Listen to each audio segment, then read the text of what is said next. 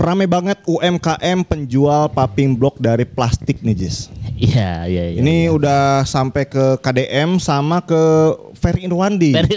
Iya benar-benar. Itu videonya baru beberapa jam yang lalu ya. Iya. Nah ini gimana Jis? Kalau melihat kasusnya ataupun sebagai UMKM nih, perspektif UMKM kita gimana gitu ngelihatnya? Ya kan awalnya tuh ada video bapak-bapak marah-marah gitu ya. Kalau saya sih merasa terwakilkan lah, karena ketika bisnis itu mentok, bingung, bawahnya pengen marah gitu.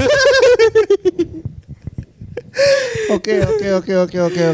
Jadi kalau yang saya tangkep ya, bapak itu sebenarnya marah karena proyeknya atau bisnisnya tuh kejebak, bingung mau maju enggak gitu, mau diberhentiin gimana gitu, udah terlanjur gitu. Ditambah dia punya rumah nih, akhirnya jadi banyak sampah kayak gini. Ya karena bidang bisnisnya di situ ya ngolah sampah ya. Ini jadi banyak sampah, lihat di rumah saya katanya. Sedangkan apa namanya, ini tuh bukan untuk kepentingan pribadi doang, dia bilang gitu.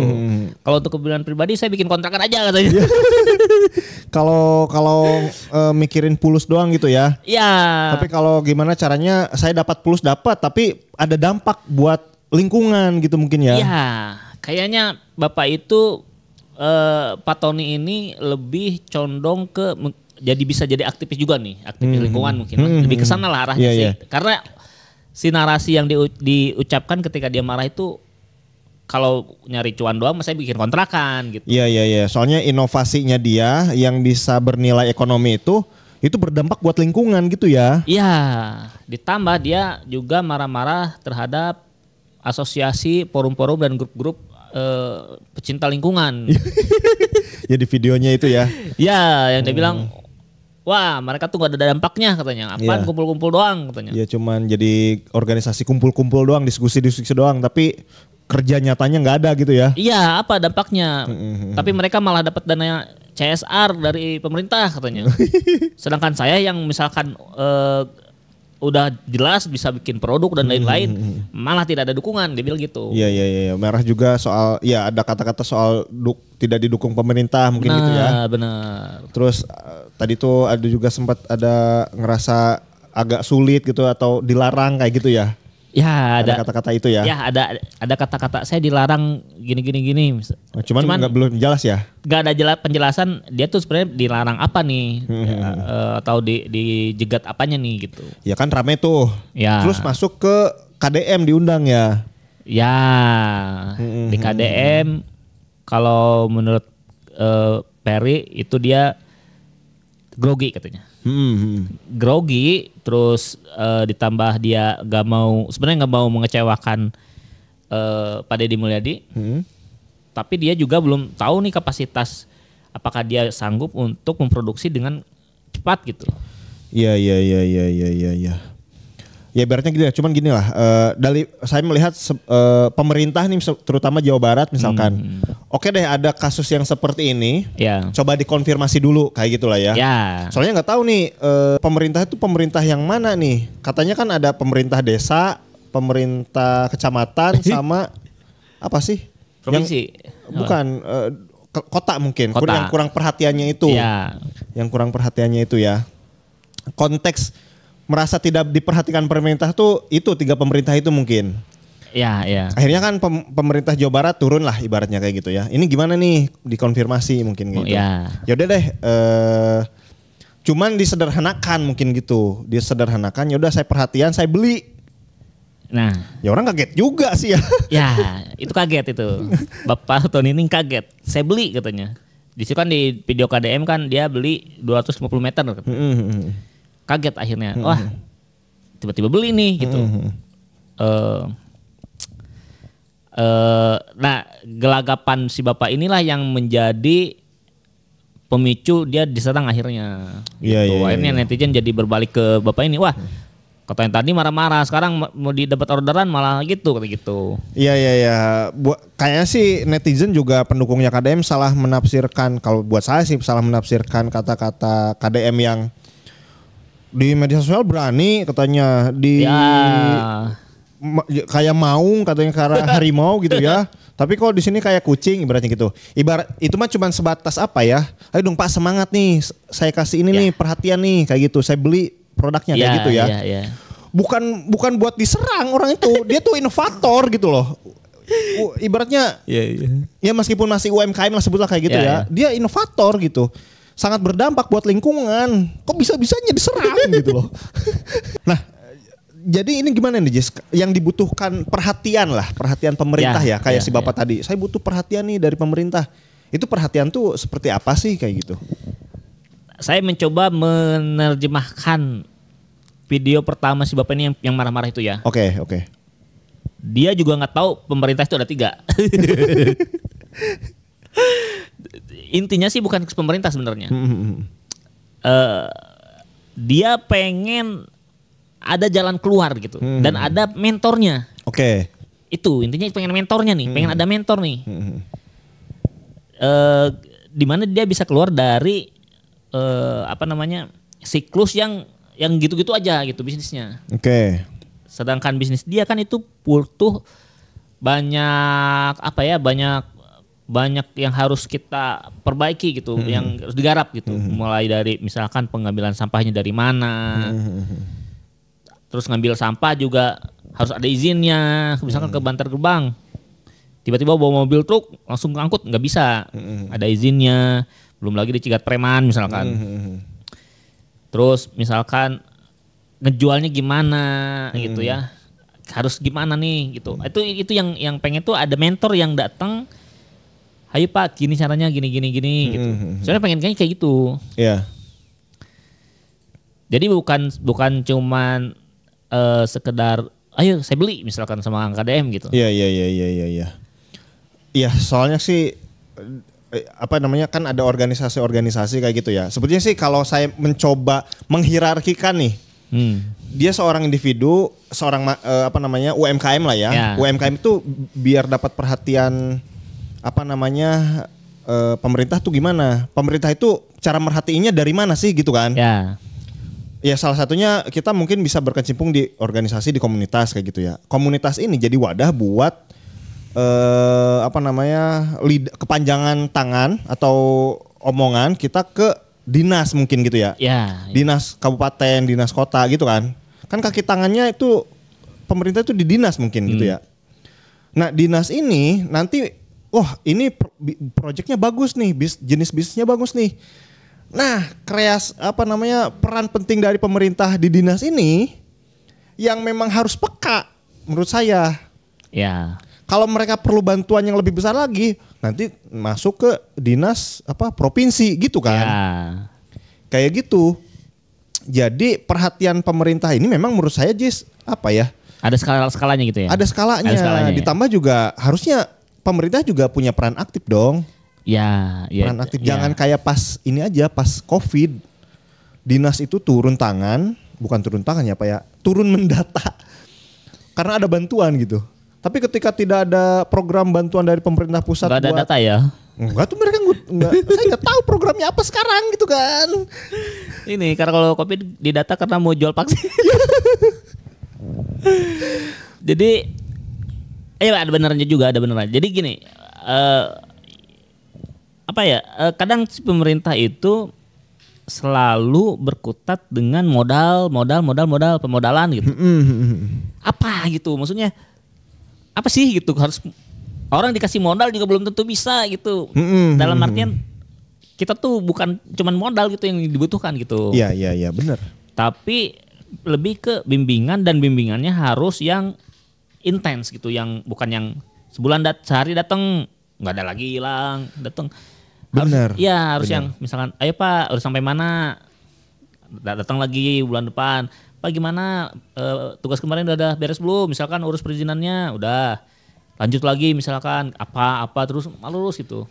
Iya, bentuk perhatiannya itu nanti perlu kepekaan sih dari si pemerintahannya ini. Kalau diwakilkan oleh dinas nih ya, dinas-dinas kabupaten ataupun kota. Bener. Nah ini perlu kepekaan. Teman-teman UMKM itu butuh apa? Nah ini tuh harus mikir gitu loh. Ya. Gitu. Nah ditambah ini kan pengelolaan sampah yang harusnya menjadi solusi untuk daerah itu. Kok gak dipakai gitu barangnya gitu. Maksudnya contoh misalkan yang si bapak ini, di mana sampahnya nanti didaur ulang, nggak cuma jadi papimruk tapi jadi ada benda lain juga kata Pak Irwan tadi. Jadi benda lain juga, kayak misalnya jadi meja, terus jadi misalkan jadi kursi, jadi mainan dan lain-lain gitu. Udah dicoba gitu bikin produk lain udah. Dan bagus hasilnya, oke-oke aja gitu. Nah maksudnya pemerintah mana kok katanya susah ngatur sampah, tapi ketika ada ini kok nggak dipakai gitu. Bener. Kan ibaratnya kayak gitu ya. Ini sampah susah banget nih buat di apa? Ya udah kita kesiniin aja misalnya gitu ya. Sok kamu perlu apa nih? Iya, supaya bisa ngolah sampah yang sekian ton misalkan kayak gitu ya. Iya.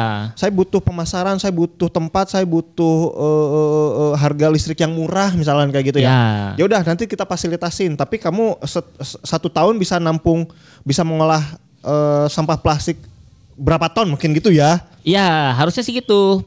Jadi si pemerintah itu minta bantuan ke si bapak ini. Pak Tony bantuin, misalkan pemerintah yang paling dekat tuh apa kelurahan mungkin ya, atau kecamatan lah. Dari kecamatan minta bantuan nih Pak Tony, sampah plastiknya dikepatonin semua ya. Gitu. Silahkan olah gratis misalkan. Pak Tony butuh apa nih misalkan? Biaya operasional mesinnya gratis misalkan. Ya udah gratis kan gitu. Yang penting sampah hilang nih gitu dari kecamatan ini gitu. Iya. Itu yang mungkin diharapkan oleh Pak Tony itu. Iya.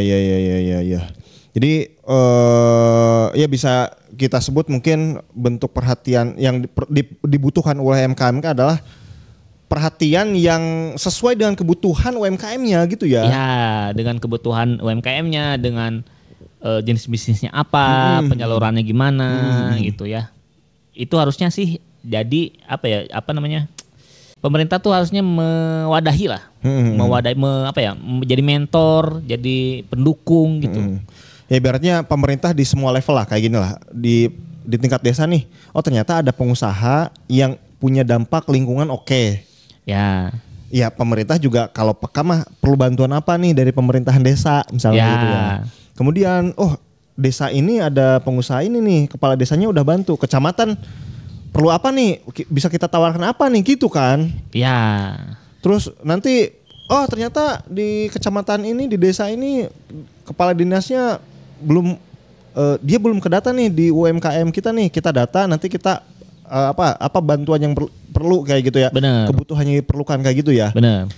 Itu yang mungkin peran pemerintahan yang seperti itu yang kita dambakan UMKM nih ya. Yang kita dambakan, yang dia tuh ngerti bisnis kita apa gitu, bukan cuman yang Bapak bagus nih bisnisnya, kita kasih modal, sudah gitu.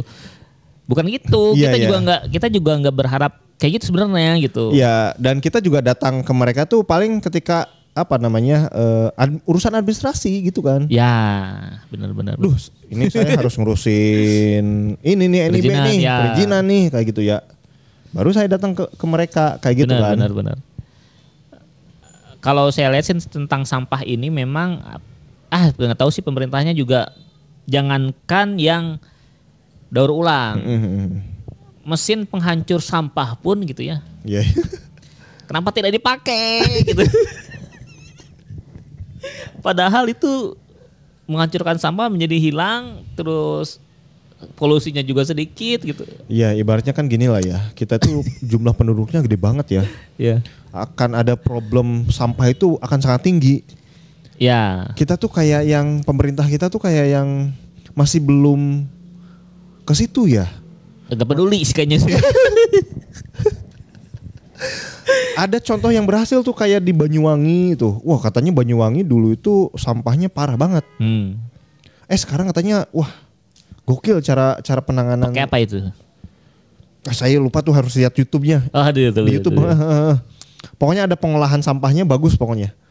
Jadi senasional mah mereka tuh jadi contoh lah, contoh buat dihilangkan, tapi dihilangkan itu. Sampahnya tuh didaur ulang. Entah didaur ulang, entah dihilangkan, entah apalah. Pokoknya jadi salah satu, ada pengolahan sampahnya gitu, ada pengolahan sampahnya skala gede gitu. Entah diapain gitu. Perlu lihat lagi di YouTube-nya gitu. Soalnya saya lupa lagi kayak gitu, udah lama banget nonton YouTube-nya.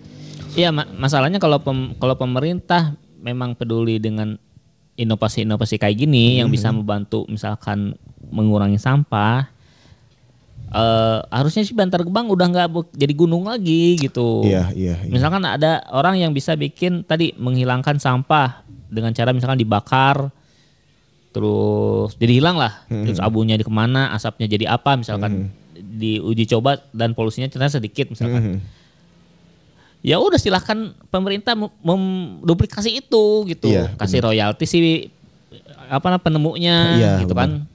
Terus bener. Diproduksi terus-terusan sih itunya, sebarkan ke berbagai kota gitu. Iya benar.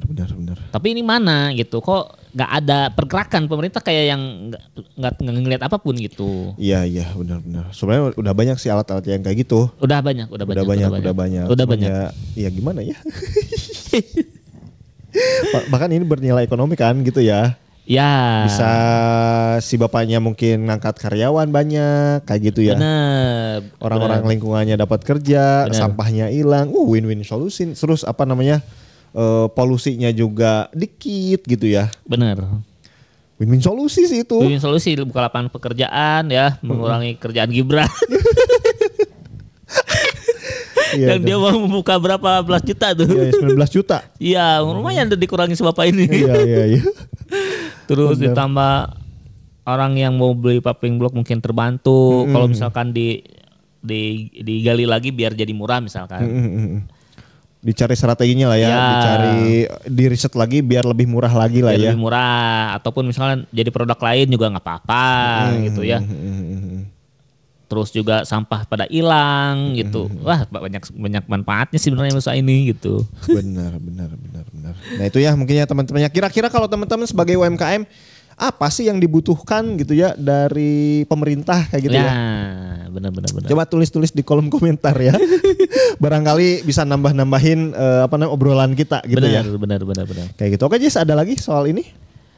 Udah aja. Udah itu aja ya. Nah mudah-mudahan nih videonya bermanfaat. Kalau suka silahkan di like, di komen juga di subscribe. Dan kalau misalkan teman-teman Jis kayak Perry Irwandi tuh pengen jadi investor katanya ya ke si bapak paving block. Dan teman-teman pengen beli produk dari Kebun Desain misalkan kayak gitu Jis. Ya. Kayak Perry Irwandi beli misalkan. Atau kayak KDM beli. Pesen 200 desain misalkan. Ayo KDM lah. Saya jadi malah pengen promosi ke KDM sama Perry Irwandi deh. Ayo invest ke Kebun Desain. Iya benar. Tapi buat teman-teman yang mungkin punya bisnis juga dan sedang berbisnis, nah teman-teman tidak bisa mengandalkan pemerintah lah. Dalam artian tidak boleh bergantung. Iya.